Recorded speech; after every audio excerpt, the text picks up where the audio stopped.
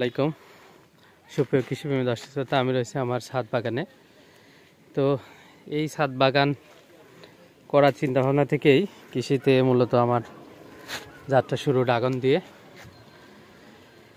তো দর্শক, সেই ছাদ বাগানটা আজ 3 বছর পরে হলে আমরা টাকসার দেওয়ার কাজ শুরু হয়েছে।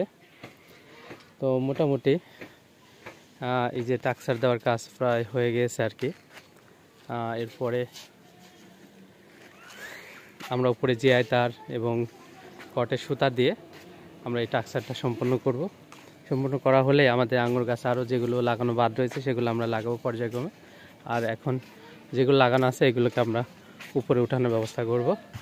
তো ছাদ বাগানে আঙ্গুর, ড্রাগন, আঙ্গুরের বিভিন্ন ভ্যারাইটি নিয়ে পরীক্ষা নিরীক্ষা এবং ড্রাগনের বিভিন্ন ভ্যারাইটি নিয়ে পরীক্ষা নিরীক্ষা চলবে। এছাড়া এক্সেপশনাল কিছু জাত নিয়ে কাজ করা হবে আর কি।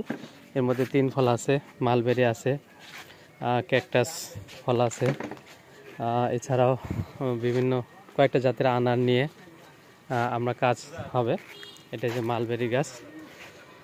এছাড়াও আরও যে ফলগুলো এখনও বাণিজ্যিকরণ হয়নি সেই সকল ফলগুলো নিয়ে আমরা কাজ করব আর কি, সেই আশাবাদ ব্যক্ত করি।